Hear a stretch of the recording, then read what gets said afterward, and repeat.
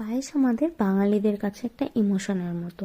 কারণ আমরা আমাদের প্রত্যেকটা শুভ কাজের উদযাপনের আগে এই পায়েস দিয়ে মিষ্টিমুখ করে থাকি। তাই আমি আজকে আমার স্টাইল, যেভাবে আমি পায়েস বানাই, আমি সেটাই তোমাদের সঙ্গে আজকে একটু শেয়ার করছি।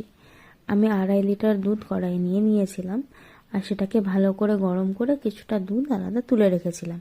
আর কড়াইয়ের দুধের মধ্যে তেজপাতা আর এলাচগুলো দিয়ে নাড়িয়ে নিয়েছিলাম।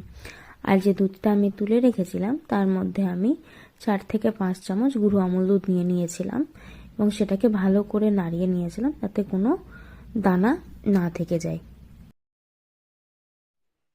এরপর একটা বাটিতে আমি 4 মুঠো চাল নিয়েছিলাম, পুরনো গোবিন্দভোগ আতপ চাল। আর 4 মুঠো মানে মোটামুটি 150 গ্রাম মতো।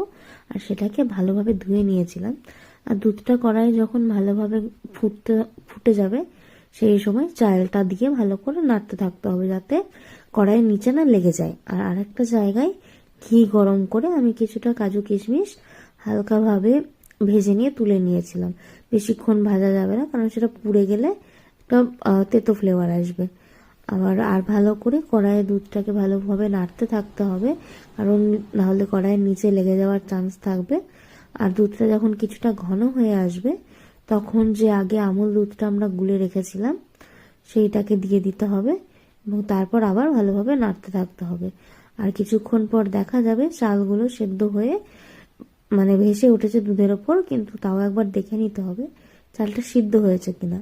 চালটা যখন সিদ্ধ হয়ে যাবে তখন ওই ভেজে রাখা ড্রাই ফ্রুটটা দিয়ে দিতে হবে আর ভালো করে নেড়ে নিতে হবে। আর দুধটাও যদি ঘন হয়ে আসে চালটা ফুটে যাওয়ার সঙ্গে সঙ্গে, তাহলে পরিমাণ মতো যে যেরকম মিষ্টি খেতে পছন্দ করে সেই রকম চিনি দিয়ে দিতে হবে, দিয়ে নাড়িয়ে নিতে হবে। আমি চিনিও দিয়েছিলাম আর সঙ্গে কিছুটা খেজুর গুঁড়ো দিয়েছিলাম, কারণ কি শীতকালে খেজুর গুড় দিয়ে পায়েস খেতে বেশি ভালো লাগে। আর আমি যদি একটু মিষ্টি খেতে পছন্দ করি তাই চিনি খেজুর গুড় দুটোই দিয়েছিলাম। আর এইভাবেই আমি তৈরি করে নিয়ে আমার ঘন ক্ষীরের মতো পায়েস। আর তোমাদের যদি এইভাবে রেসিপিটা ভালো লেগে থাকে তাহলে তোমরা অবশ্যই একবার এইভাবে ট্রাই করে দেখতে পারো কিরকম লাগে। আর আমাকে অবশ্যই কমেন্ট বক্সে এসে জানিও যে তোমাদের কেমন লাগলো। চলো, টাটা।